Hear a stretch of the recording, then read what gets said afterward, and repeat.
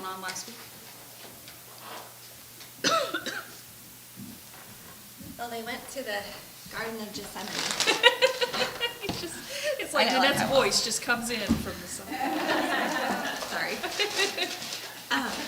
They went to the Garden of Gethsemane, and they were there, and Judas led the soldiers to betray Jesus. And he said, "Whoever I kiss, that is him." And he wasn't trying to hide behind anything. Jesus wasn't trying to, hide or not be taken, escape at all. He was just like, I don't know exactly what he said, but then he kissed him, and then Peter took off the ear of the guard. Took off the ear. That's a diplomatic way to put it, yeah. Yep, took off the ear. And then they arrested him and took him to Pilate. First, to the high priest and the Sanhedrin. Yeah. How did things go with the Sanhedrin? Well, badly. I mean, I know that, but...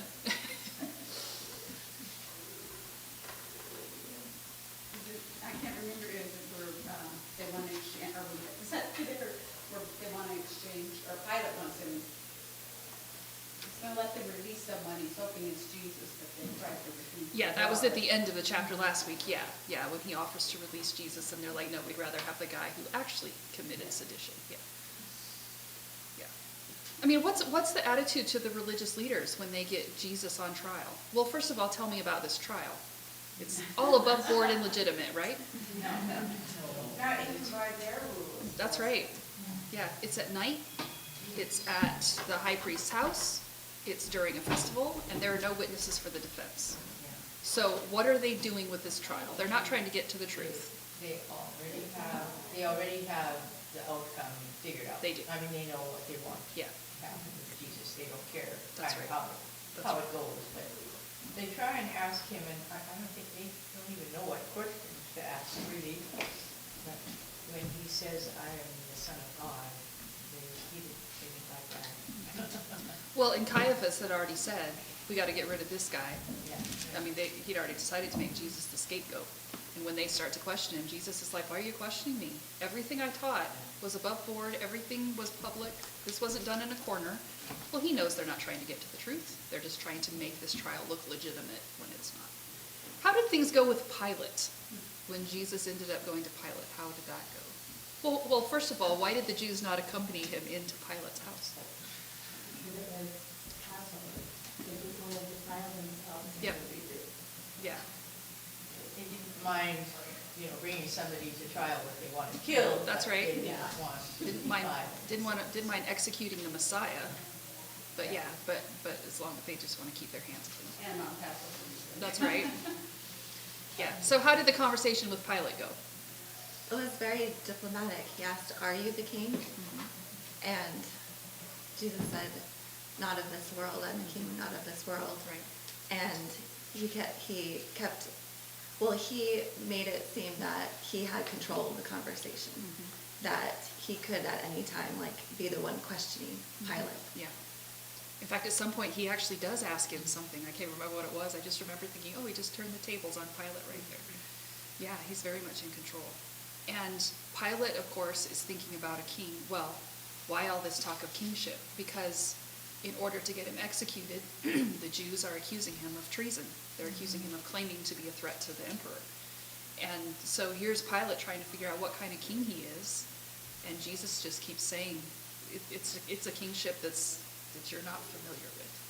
But at some point he said, everyone on the side of truth listens to me. You remember what Pilate said? What is truth? Yeah. He'd be a great American, wouldn't he? So Pilate also, he doesn't want to execute an innocent man, but he also is not particularly interested in getting at the truth. He wants whatever is going to be politically expedient, I think. He and the Jews don't like each other. They don't get along, but he doesn't want to stir up trouble. But how's he going to get out of trouble without executing an innocent guy? Well, he tried with Barabbas, and that didn't work. Okay, so let's look at chapter 19, and there's so much irony in this chapter, so much irony. And irony is, It's one of the devices that the biblical writers use to get our attention. So we're going to talk about this irony as we go through. What are the things that John really wants us to understand because of the very pointed irony of the details that happen when Jesus gets crucified? Okay, so let's look at chapter 19. Then Pilate took Jesus and had him flogged. The soldiers twisted together a crown of thorns and put it on his head. They clothed him in a purple robe and went up to him again and again, saying, "Hail, King of the Jews!" And they struck him in the face. Once more Pilate came out and said to the Jews, "Look, I am bringing him out to you to let you know that I find no basis for a charge against him." When Jesus came out wearing the crown of thorns and the purple robe, Pilate said to them, "Here is the man." As soon as the chief priests and their officials saw him, they shouted, "Crucify, crucify." But Pilate answered, "You take him and crucify him. As for me, I find no basis for a charge against him." The Jews insisted, "We have a law, and according to that law he must die, because he claimed to be the Son of God." When Pilate heard this, he was even more afraid, and he went back inside the palace. "Where do you come from?" he asked Jesus, but Jesus gave him no answer. "Do you refuse to speak to me?" Pilate said. "Don't you realize I have power either to free you or to crucify you?" Jesus answered, "You would have no power over me if it were not given to you from above. Therefore, the one who handed me over to you is guilty of a greater sin." From then on, Pilate tried to set Jesus free, but the Jews kept shouting, "If you let this man go, you are no friend of Caesar. Anyone who claims to be a king opposes Caesar." When Pilate heard this, he brought Jesus out and sat down on the judge's seat at a place known as the Stone Pavement, which in Aramaic is Gabbatha. It was the day of preparation of Passover week, about the 6th hour. "Here is your king," Pilate said to the Jews. But they shouted, take him away, and crucify him." "Shall I crucify your king?" Pilate asked. "We have no king but Caesar," the chief priests answered. Finally, Pilate handed him over to them to be crucified. So the soldiers took charge of Jesus. Carrying his own cross, he went out to the place of the skull, which in Aramaic is called Golgotha. Here they crucified him, and with him 2 others, one on each side and Jesus in the middle. Pilate had a notice prepared and fastened to the cross. It read, "Jesus of Nazareth, the King of the Jews." Many of the Jews read the sign, for the place where Jesus was crucified was near the city, and the sign was written in Aramaic, Latin, and Greek. The chief priests of the Jews protested to Pilate, "Do not write the King of the Jews, but that this man claimed to be the King of the Jews." Pilate answered, "What I have written, I have written." When the soldiers crucified Jesus, they took his clothes, dividing them into 4 shares, one for each of them, with the undergarment remaining. This garment was seamless, woven in one piece from top to bottom.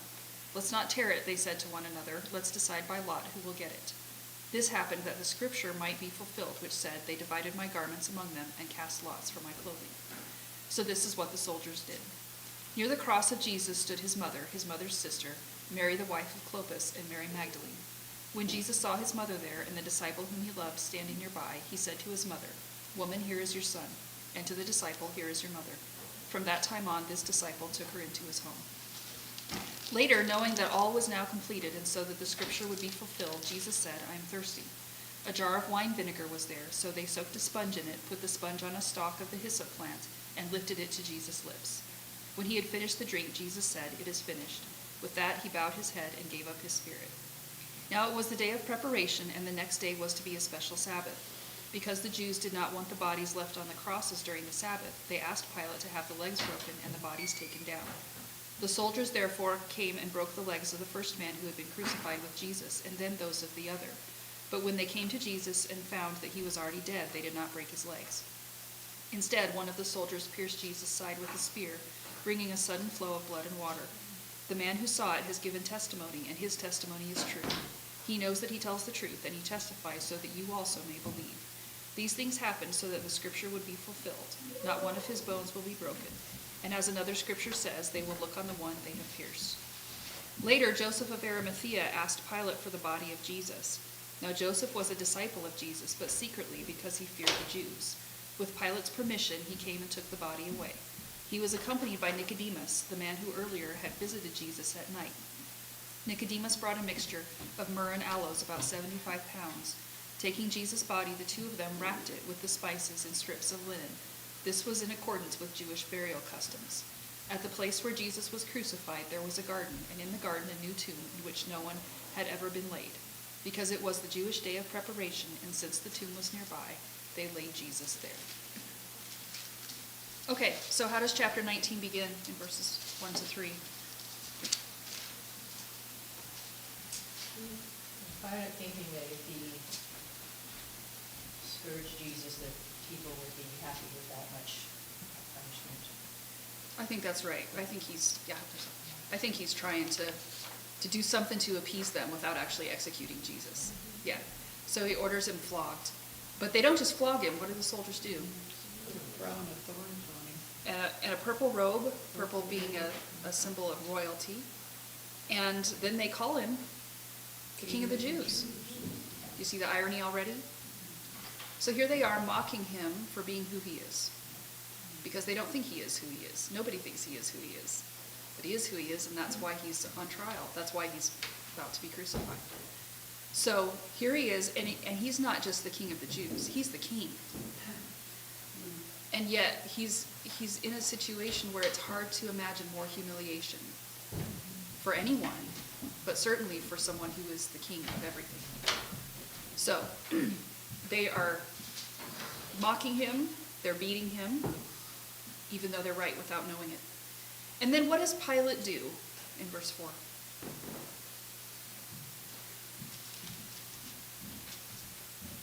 He thought he's sympathetic, I think. So he brings him out in front of everybody and says, "Behold the man." Their response is, "Crucify." When he brings him out, I think he's hoping to release him because he says there's no basis for a charge against him. And when he brings him out, having been beaten and now wearing this mock crown and robe, he's hardly a threatening sight. And it's like Pilate stands him up there in front of everybody and is like, here's the guy. This is the guy you're afraid of? This is the guy who's a threat to Caesar? Really? Here he is. I think expecting they'll be like, yeah, this is ridiculous. Why are we doing this? Yeah. But that's not what they do. And it's not just that they don't react that way. It's that when they say, crucify him, they're going 0 to 60 and nothing flat. Because crucifixion was the most barbaric of all kinds of crucifixion, or all kinds of execution that the Romans did. Crucifixion was something that could not be done to a Roman citizen because it was that barbaric. It was only used on people who were not Roman citizens. And the Jews hated it. I mean, everybody who hated it who wasn't a Roman, because it was awful. But here you see the Jews going straight for that. I mean, they don't say, have him flogged a little more. Or they don't say, have him executed, maybe you could hang him. Or maybe, I was about to say, maybe you could shoot him. I don't think they shot people then, but you know what I'm saying. Why do you think they go straight for crucifixion? They wanted to get it.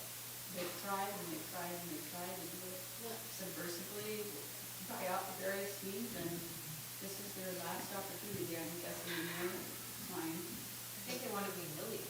And to, And cursed. It's like I'm reading Deuteronomy, and it talks about being cursed, a person who hangs on a tree. Yeah. And I was like, yeah. I mean, there's a very symbolic reason Yep. for that. Do you feel the depth of their hatred for Jesus? That this is what they want? That's right. Yeah. And behind all of that, behind the Jews, the Romans, and Satan, who's behind this crucifixion? God is, because he's already foretold the way that Jesus will die. He's already said he's going to be lifted up, meaning crucifixion. So all of these people are responsible for this, and yet God stands in the background because none of this is by accident, that it's going to be specifically crucifixion, which is a punishment for treason. So God is in control, even while everything looks very out of control. All right, now, when they say to crucify him, what does Pilate answer in verse 6? Defend yourself. I don't find any guilt. Yeah, he knows they don't have the authority to do that, but I think he's just emphasizing the fact that he knows Jesus is innocent. And the Jews they're using him to do their dirty work. But the Jews, well, what do they say? Verse 7. He said he needs to be crucified because he claimed he made himself the Son of God. Yeah, and according to their law, that means he should die. Jesus actually dealt with this issue back in chapter 10, I think, this whole Son of God thing. He actually had it out with them about the fact that why are they worried about him calling himself the Son of God unless he's actually doing some miracles that make it impossible to dismiss him. But obviously none of that got through, because this is still the charge that they're bringing against him, that he's committed blasphemy, and so he should die. So they say he claimed to be the Son of God. And how does Pilate react to that in verse 8? He was afraid. Mm-hmm. That's an interesting response, because I think he's already not liking the idea of executing an innocent man, but now it takes on a whole new flavor, because when it comes to religious claims like this, the Romans have a sort of superstitious bent. So to a Roman, the charge of being the Son of God has nothing to do with blasphemy. They don't care about that because they're polytheists. And that presents no threat to the Roman Empire. But they do have a belief in divine people, divine men. They believe their emperor is divine. There are other people who they think have divine powers. And so here's Pilate having heard this phrase that he calls himself the Son of God, and he just had him flogged. If he really is one of those divine men that the Romans believe in, Pilate's in big trouble. And I think that's why he gets scared right here. So what does he do with Jesus? Takes him back in, right? Mm-hmm. Yep. Try to convince him. Talk to him and give him a reason to release him. Yeah. And how does Jesus respond? You don't have the authority Yeah. to do that. The authority is from above, Mhm. and it's the greater sin is he who betrayed me. Yeah. Was that like a comforting statement to Pilate? Was he trying to say like, let me put your conscience at ease in some way? No, I think he's saying, let me put you in your place. Yeah. So when Pilate asks the first question, where do you come from? Jesus doesn't say anything, which is right in line with what Isaiah 53 said would happen. That he's not going to sit there and defend himself. And what's he going to say when Jesus says, where have you come from? God? That's the truth. But he already knows that's, yeah. Pilate's looking for a way out of this. But that silence makes no sense to Pilate. Why doesn't he defend himself? And so Pilate says, don't you understand that I have the power of life and death over you? And Jesus is like, no. No, you don't. And I do think right here, he's just putting Pilate in his place and saying, don't flatter yourself. The only reason you have the power to do this is because it's been given to you from someone higher than you. It's God who is ultimately in control of this. Isn't it Pilate's wife that had tried to dissuade him as well? Yeah. And Mhm. stuff like that? Yeah, it's in Matthew or Luke, yeah. Mm-hmm. Yeah. Yeah, and then Jesus says that the one who handed him over to Pilate's guilty of a greater sin. Now, that could be a reference to Judas, but I actually think it's a reference to Caiaphas, the high priest, and indirectly to the Sanhedrin.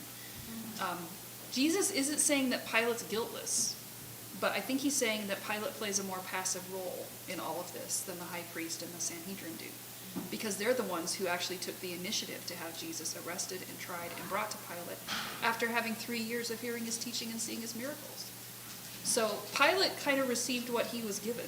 He's between a rock and a hard place. He could choose to do the right thing, but he is between a rock and a hard place.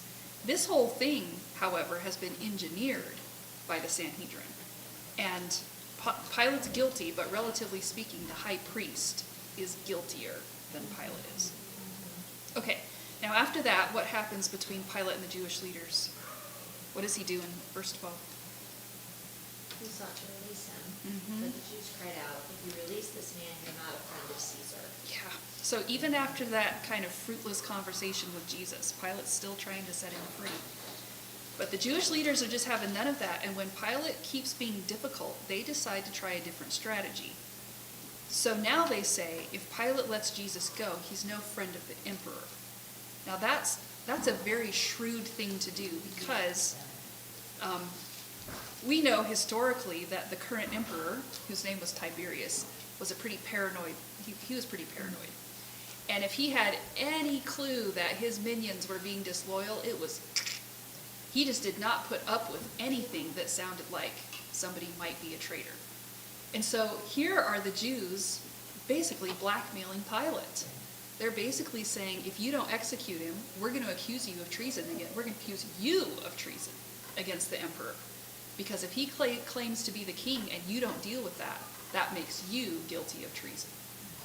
Ooh, they've got Pilate on the spot now. And he doesn't have a good relationship with the Jews already. And I think he knows if it comes to that, they would do it. Like, they would totally do that to Pilate if he doesn't do what they want. So, their strategy works, because then what does he do in verse 13? Comes and sits at the judgment seat. Mm-hmm. And the significance of that is that up until this point, he's been trying to get information out of Jesus to figure out if he's actually innocent or not. But when he comes to the judgment seat, it's symbolic of the fact that he's now agreeing to pronounce judgment. So the inquiry is over, and now the judgment's going to be made. And then John adds in verse 14 that this is the day of preparation of the Passover, and the time, he says, is the 6th hour, which is noon. So the day of preparation, this isn't the day, it sounds like it's the day before Passover, but it's not. The day of preparation is the day before the Sabbath of Passover week. And already that day's half gone. Now that's significant because of what's coming up a little bit later, so we'll come back to that when we get to verse 31. Okay, so Pilate brings Jesus out. He sits down on the judge's seat. He doesn't say he's guilty. What does he say instead? Behold your king. Why do you think he does that? Because he's kind of angry at them. Yes, he is. Underneath. He's upset that they would do this. And I think he's needling He's them. mocking them. He yeah. is. He is going to stick it to the Jews. I mean, he's going to do what they want because they've got him stuck. But he's going to stick it to them every way he can through the whole end of, all through this whole thing. He's just going to keep needling the Jewish leaders. He's not an idiot. He knows the Jews have no loyalty to the emperor, and they're just using him to get rid of a man that they don't like. So when he says what he does, how do they react when he tells them, here's your king? It's to the elders for Jesus' crucifixion, and then Pilate says, shall I crucify your king? Mm-hmm. And then what do they say? You say, we have no king Caesar. What do you think about that? I think it's the ultimate apostasy, like the ultimate show of their lack of faith, and that they have completely destroyed their real king, their Messiah, and that they have, it's like, it just encompasses the entire battle, like that they never accepted the true king from heaven, and that they just say that. They just say that, no, we don't have a king. You know, this is a surface level thing they're saying, just to keep Pilate on the spot. And yet there is the irony underneath it that it reveals the whole spiritual situation that's going on here. They just do not realize that they just reject him. I mean, for them to fight against Jesus is one thing, but for them to come out and say, we have no king but Caesar, they know what they're saying. They know that they're rejecting God that I don't know how much they get the weight of that, but that is what they're doing. When they reject, there's not another Messiah coming. I mean, these are the rule keepers. That's right. These are the ones that are touting, thou shalt have no other gods before me. Yep. There is, the Lord our God is one God. And- And it's, because it all starts at the very beginning with Jesus' birth, and they're getting called into the census. They don't like Caesar. It's not like they've been loyal to Yep. Caesar. They hate Caesar, and if I'm right, Caesar required worship of God, and that was a lot of their rub with Caesar, right? Like Yep. they were supposed to bow to Caesar. So I guess the irony there is like basically they're bowing to Caesar at this point, which they know is blasphemy. And what, like Mordecai wouldn't bow. I'm going back to Esther having just read that, but Mordecai wouldn't bow to Haman, and they know that. Yet, you're talking about the irony now that they actually have their king, and they're instead choosing to bow to a false god. It's like they're caught up in the frenzy of the riots. Almost, and they've forgotten all the things that they claim to stand for, that they have been claiming to stand for. You know, we want him crucified because he's claiming to be God, but we have no king but Caesar. You're seeing them for who they really are right here. So, Yeah, I mean, traditionally the Jews hated having a pagan king over them for all kinds of reasons. And yet they prefer him to God. It's almost like a replay of 1 Samuel 8, which is the place, I mean, haven't you covered this lately with Scott? Where the people reject God as their king because they would rather have a king like the nations. We're just getting a replay of the same thing again, where here's God come in the flesh, and they would rather have Caesar for their king than the Messiah. And it's not just a rejection of Jesus himself, it's a rejection of the messianic promises. Because again, there's not another Messiah coming. Like, just all those promises that they on the surface look like they've been waiting for all these years. When he shows up, he's not the Messiah they want. Well, they want a Messiah who will fight Caesar. It's painful how, like, they're desperate, aren't they? I mean, they're just crying out in desperation kind of at this point, because they don't believe that. I think, again, the depth of their hatred for Jesus. When on the surface, they present themselves as being very pious and religious.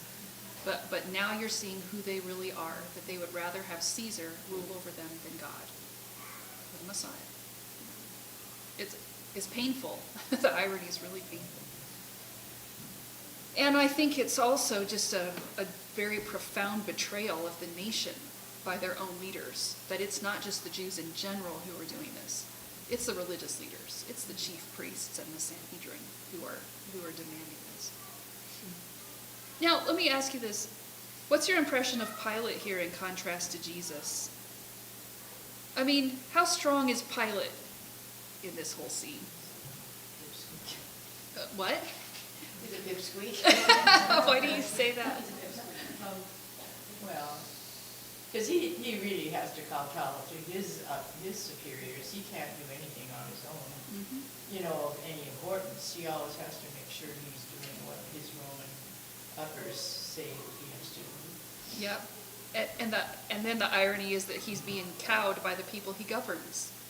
So he's at odds with the Jews, and he's being manipulated by them all at the same time. Through all this back and forth, Pilate might be the one with the power on the surface, but his weakness stands in stark contrast to Jesus.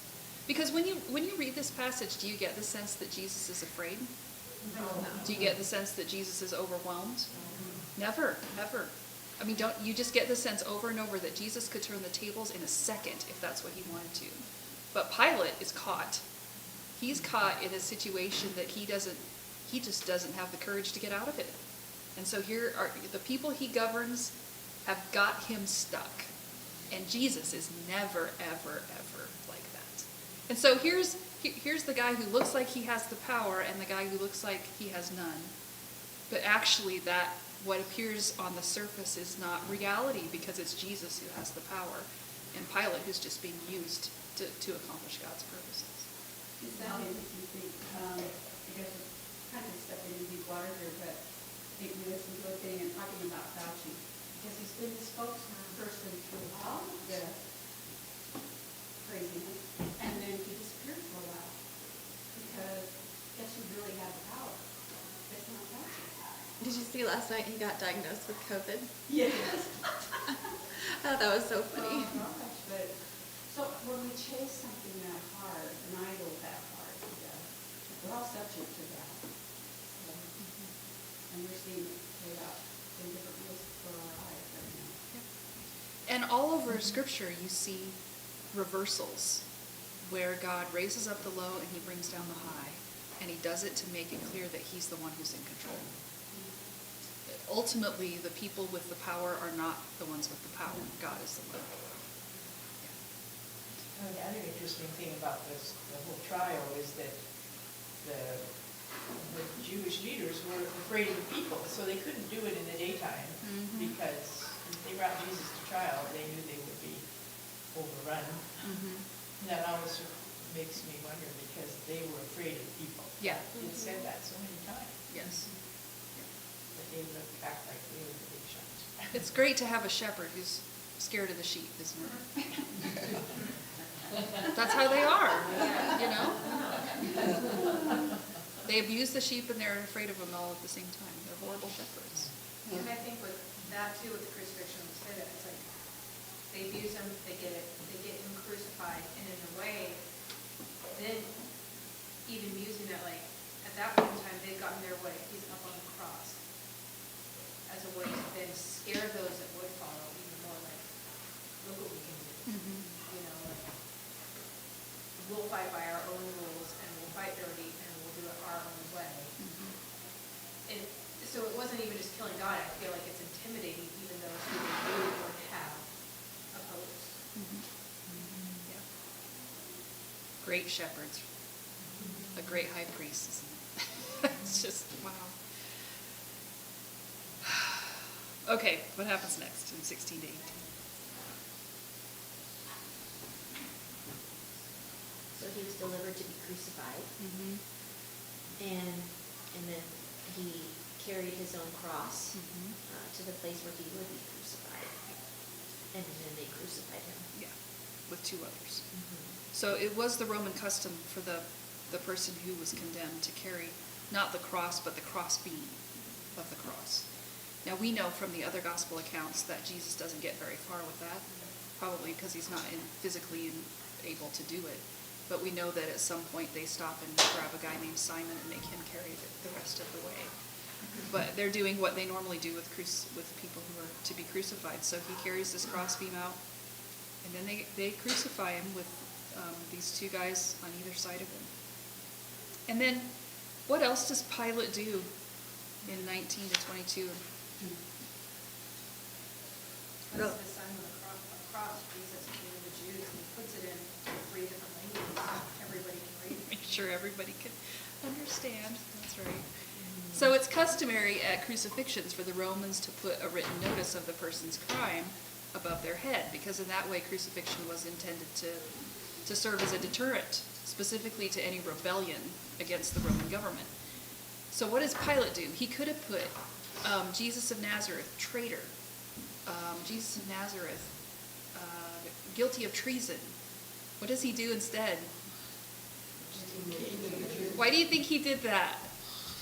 Poking at the Jews. He is. He's doing it again. He's just needling the Jews when he does that and making sure everybody understands it. Because, a multilingual sign. And how do the Jews react to that? They don't like it. No, they don't. Because it's also a judgment on them, because they reject it. And they're like, change it to say that he claimed to be the king of the Jews, not that he actually is. And what does Pilate do? Yeah. He's like, too bad. So again, do you see the irony? That Jesus is being crucified for being who he is. So Pilate has put that notice up to poke at the Jews. The Jews reject it because they don't want any king but Caesar. But he actually is the king of the Jews. Mm-hmm. And he is being crucified because he's the king of the Jews. And they don't like it. And the fact that Pilate just leaves it up there to stick it to them, when here you see the purposes of God just in full display. The irony is really poignant. That the title that he's given, even as he's crucified, is right on. But how many people are looking at that and actually understanding what they're seeing? That they have crucified the king. And written by a man who doesn't believe it himself. That's right. Yeah. Now, what do the soldiers do next? In 23, 24? Fulfill prophecy. Mm-hmm. How? By dividing up his garments, Mhm. casting lots. Yeah. So people who are crucified were stripped first, and what happens to their personal effects? It gets divided out by the executioners. And so there are these, I assume there are 4 of them here, since they're dividing things out in 4 shares. But there's this one tunic or an undergarment it's one full piece they don't want to tear apart. So they're just like, well, let's just cast lots and decide who gets it. And John sees that as a fulfillment of a prophecy from Psalm 22:18. And why do you think that John mentions that right here, that fulfillment? Why throw in that detail? It's important because he is who he is. It's all been prophesied. And I was thinking about it the other day. There's no way those soldiers knew what they were doing. They were fulfilling prophecies, but not out of any insight on their own. That's right. Mhm. And John is going to mention more and more about Scripture being fulfilled as time goes on with all these details related to Jesus' suffering and death. Because every time he does that, it's a little reminder to us who's in control. God is in control. And he's not just in control of the big stuff. He's even in control of the details. All the little things that you think wouldn't even make a difference, God is in control of all of that.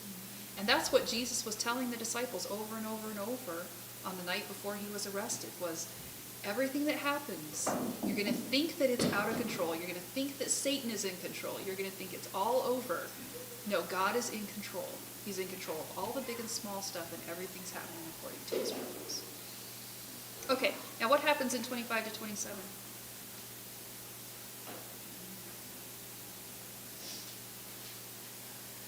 John says, I am the witness, is that what we are? No, before that. There's Mary, the wife of Cleopas, and Mary Magdalene, and Jesus' mother, all standing there at the cross. Mhm. 3 Marys and a sister. It's a lot of Marys, yeah. Yeah. So in contrast to the 4 soldiers who just divided up his clothes, there are 4 women. And what are these 4? I mean, these 4 women are either friends with him or related to him. And what happens? Jesus says, "Woman, behold your son." John, and then the disciple, "Behold your mother." So he takes care of Mary in that last. Would the idea be that Joseph might not be around anymore then? I would assume that Joseph has died. Okay. But then the next question is, where are Jesus' brothers? Yeah. Because they're the ones who should be taking over this responsibility. Well, they're obviously not there. Well, couldn't it also be that they would have out of that's their job to do, but they didn't believe in Jesus, so Jesus actually appointed somebody that did believe to fill that position too. Yeah. Well, and in the other gospel accounts, do you remember when Jesus says, "Who's my mother and my brother and my brothers and my sisters?" It's the people who believe in him and do what he says. Wouldn't it make sense at some point that he would actually ask one of the disciples to take care of her rather than one of his own brothers? If the disciples actually believe that he is who he says he is. So yeah, he gives this responsibility over to John. I mean, I'm assuming it's John when he calls himself by the third person again. I think it's John who's standing there. Some commentators actually think that James and John, who were brothers, were cousins of Jesus. I don't know quite how they come to that because I didn't go back and read it, but it would make sense if they're related, if maybe he's somehow related to Mary. But whatever the case, his brothers aren't there, and it's John who's given the responsibility to look after Mary. Do you remember the last time Jesus spoke to his mother? Yep. Do you remember how he addressed her? The same way he does right here. That's really interesting, that at the very beginning of his public ministry and at the very end of his public ministry, you have a scene with his mother. Maybe that's not a coincidence. So last time we saw him talking to his mother, she said, "There's no wine." You remember what he said? "Why do you involve me? My hour has not come." And now we're seeing him talk to her again, and the hour has come, because now he's on the cross. And last time he was looking ahead to the crucifixion, to all of the things that he was going to do to bring about the purification of his people through his death. And it's like now we've come full circle, because now here he is finishing that work, what was necessary to purify his people. And now he's speaking to his mother again from the cross, and he's taking care of her. And I thought too, when I read this, it's like right here you see the fulfillment of that prophecy in Genesis 3 that says, "There will come a seed of the woman, and the serpent will bruise his heel, and he will crush the serpent's head." Here's the seed of the woman. Why do you think he's called the seed of the woman and not the seed of the man? Was God? That's right. I mean, all the way back in Genesis 3. It's not the seed of Adam, it's the seed of Eve that's going to be the Messiah. And right here, when you get him and his mother interacting while he's on the cross, here's the seed of the woman crushing the serpent's head. Being bruised by the serpent at the same time that he's crushing the serpent's head. Here's the fulfillment of the prophecy from Genesis 3. Okay, now what happens later in verse 28?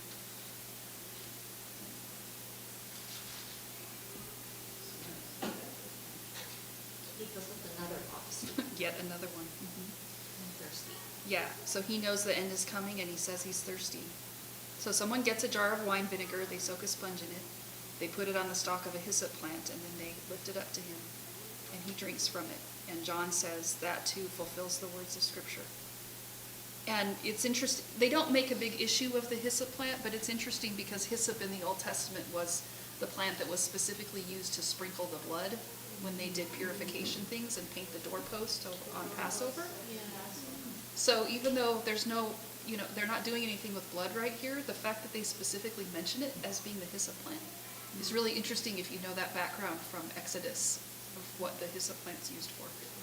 Yeah.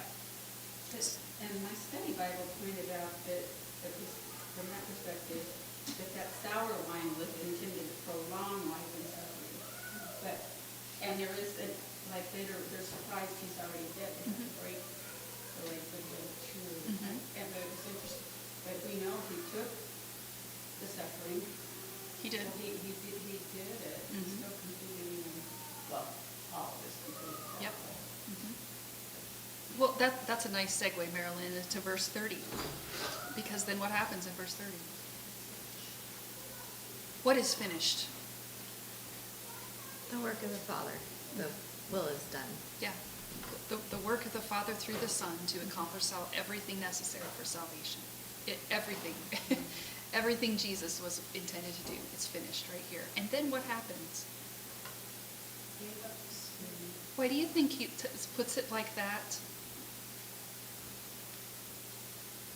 It just shows. Because nobody can kill him. That's right. I mean, he said this back when he was described himself as the Good Shepherd. And he said, I have the authority to lay my life down and the authority to take it up again, and nobody takes it from me. That's important, that Jesus is he's not an unwilling victim. He's a victim in the sense that he's been railroaded and all that kind of thing, but he's not a victim in the sense of being overtaken by someone stronger than he is. Nobody takes his life from him. He gives it up voluntarily. And we see him do it right here, just like he said he would. Yeah. No, it's not the Romans, it's not the Jews, it's not Satan, it's not even the Father. It's Jesus himself who decides when he's going to die. And he makes the decision right here. Okay. Now, what happens after he dies in 31 to 34?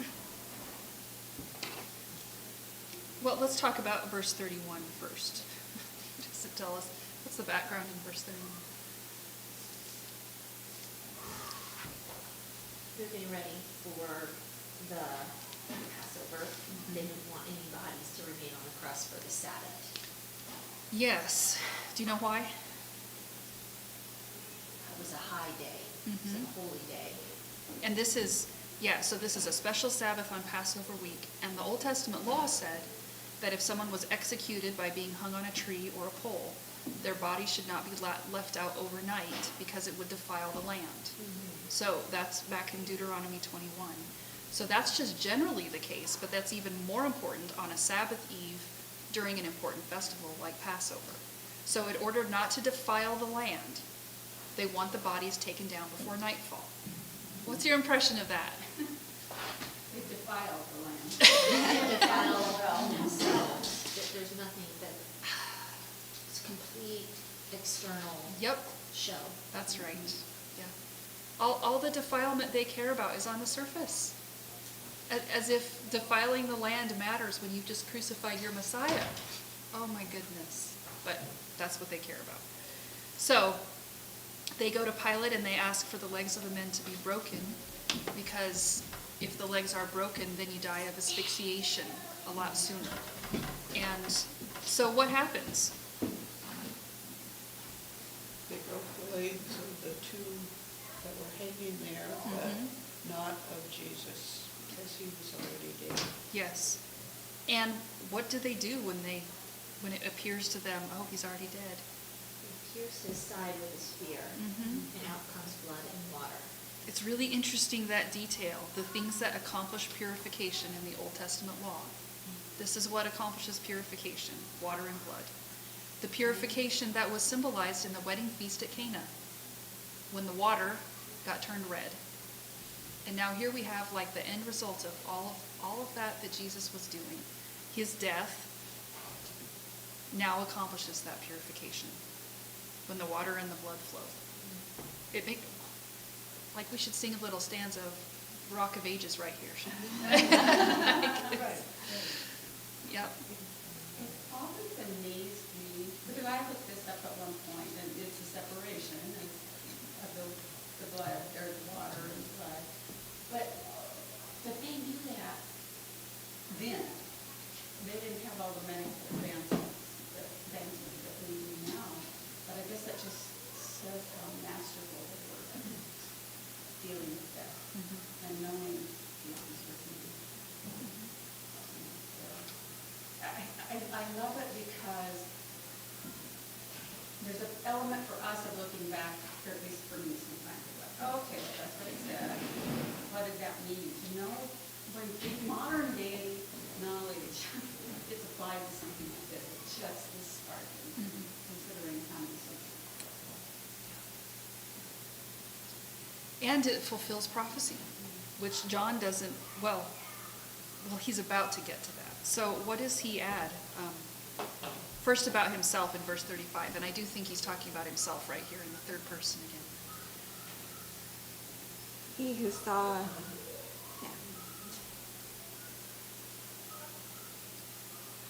He who saw what? Yep, I think he stood there as an eyewitness, that John saw it. He saw all of that, and he's presenting his testimony, and he's saying, it's true. You know, I was there and I saw it, and it's true. Is he the only disciple that might have been there? I think there are probably others around, but they don't get mentioned. The only the others who get mentioned ever are the women, but not the other men. We just don't see them mentioned either, like in Matthew, Mark. And I'm sorry, I didn't ask that, because That's of fine. the 11 that were true. So I don't know if they're there and standing off at a distance, or if there are other disciples there and they just don't get mentioned. But they just don't show up in the story, I think, because they're too scared to actually do much of anything. They're hanging out with Peter. Yeah, wherever Peter is. Peter has already shown his, what would you call it? I don't want to say cowardice, but his anxiety. And he's kind of their leader, Peter, James, and John.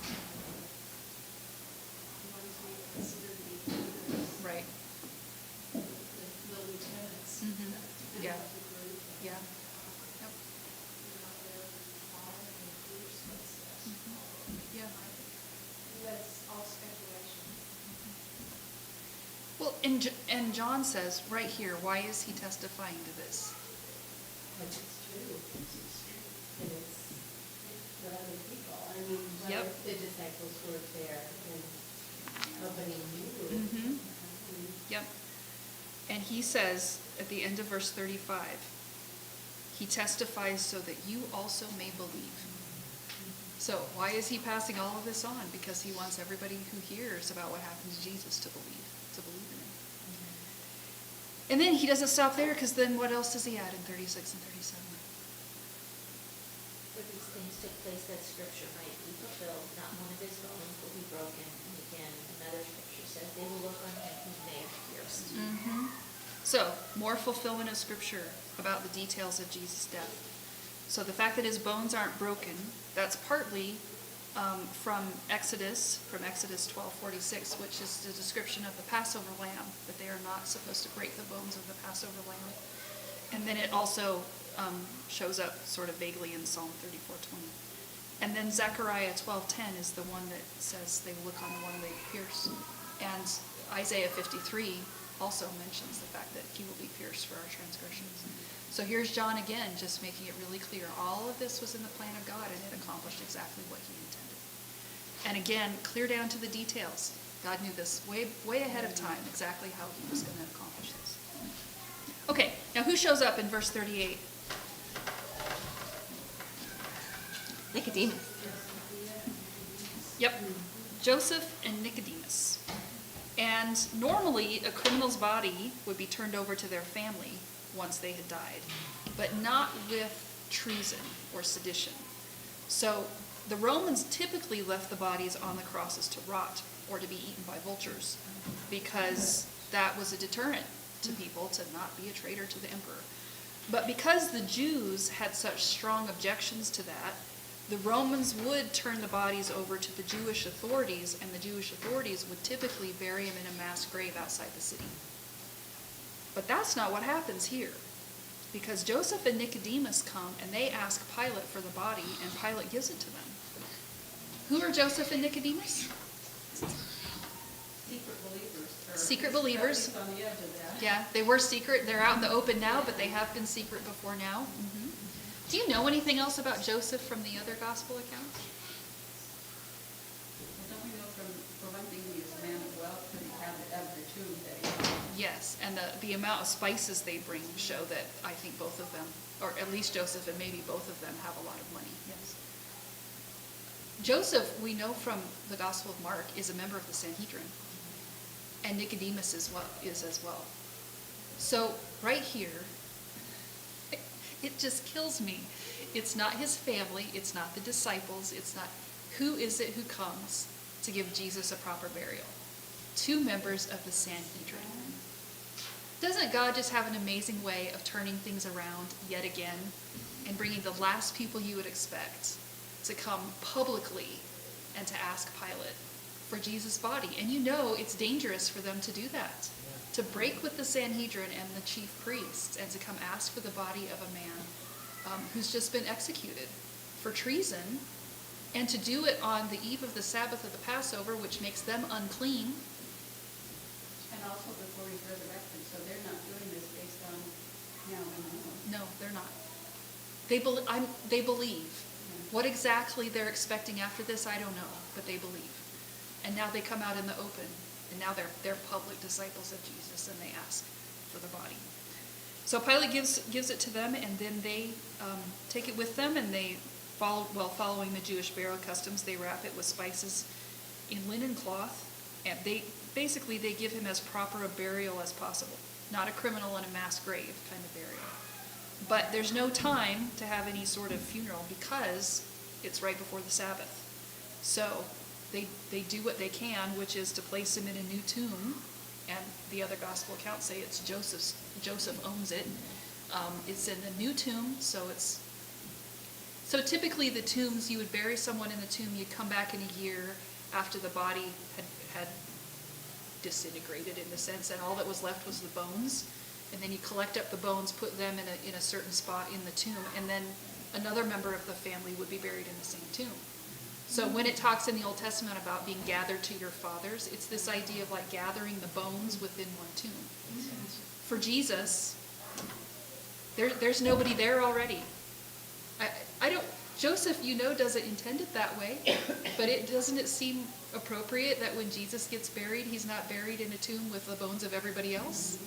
He's buried in a tomb that it's new, and it's not going to get used for long, is it? I mean, it's going to be like new when he's done with it, because he's only going to use it for 3 days, and then the resale value, It's just this new tomb that's still going to be new when he's done with it. So are you the one, just recently somebody said, and I hadn't been aware of this, but it's true, I don't know if it was you, that when we always see the crosses were really high up, but mostly they were at ground, more at ground.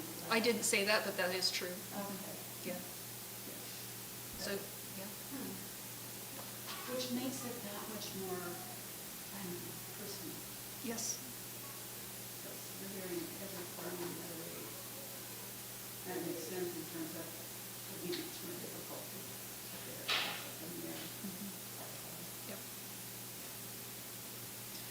All right, so they're in a nearby garden, and Jesus is in a new tomb, and it's the eve of Sabbath, and it's a cliffhanger. Unless you've read ahead, you know what happens. Okay, we're going to stop there. Comments? Anything that stood out to you? Anything that got your attention? Anything you want to add? I really appreciate how it goes back to when he said that it's finished, and what you emphasized about that it was his choice, that it was that he chose to go and to be sacrificed and to die, and that very clear and prolific, like very important differentiation between being made to do something and forced to do something by God, the will of God, and versus free will, and carrying out what you know is God's will for you and what he wants you to do of your own free will. I think it's just a really good reminder of obedience, and also what we're supposed to do, and that, you know, we have a lot of choice and we have a lot of free will, and he gives that to us. Like, it's just amazing. He doesn't make us little machines or guinea pigs, or, you know, it's part of that trust, part of that relationship. It's part of being made in the image of God, that you have the freedom of moral choices. Yeah. Along those lines, when he said he gave up his life, it's like, how did John, you know, the Holy Spirit, of course, but he's writing all of this down, and it's like he knew what Jesus was thinking, what he did. The words "it is finished," I did some word study on that, and one of the things means the debt is paid. That's one of the things. So our debt is paid, but the other thing was that this is from a study from this book, but this Bible, that this man's a real word tweet. It is finished is a perfect past tense. It's a completed action with ongoing results. And I was trying to think of another verb that would be that. A completed action with ongoing results. There's lots of them, I'm sure. It's good to think of one way. You mean something like we can do, some action that we can do that would be that? I'm sorry. Some action that we can do, you were Yeah, trying to. well, or just some verb that. Well, praying, prayer, praying, Praying. to Okay. pray. Like that would be an action that you do with ongoing results. Okay. And grammatically speaking, that kind of tense, I mean, even something where you'd say, I have graduated. Yeah, right, okay, yeah. We have ongoing You results. have graduated, and it's in the past tense, Yeah. but you are a graduate in the sense that And it's gonna have. it changes your, results. it changes your status now going forward. Yeah. So if it is finished, I just find it really interesting that he just says it. Because the most natural thing is to stop and say, what? What is it? And you could spend an hour thinking on that and not get to the bottom of everything that's included in that it. All the stuff that has been finished right there that has ongoing results for us. Yeah. That's amazing, because he said, I am finished. That's right. Yeah. And you're saying that too, I'm thinking, his giving of the Spirit is finished and he's completed the work on the cross, but he's still at least 3 days out from being back at his Father. Mhm. So in that regard, he's behind us. Yeah. And so many words in these passages, Jesus says, as though they're done already. You know, he's saying them in the past tense. That's true, isn't it? Take courage. I have overcome the world. Yeah, Yeah. I have. I have. Not I will, but I have. That's right. we'll stop there. Sunday's coming. Resurrection Day's coming.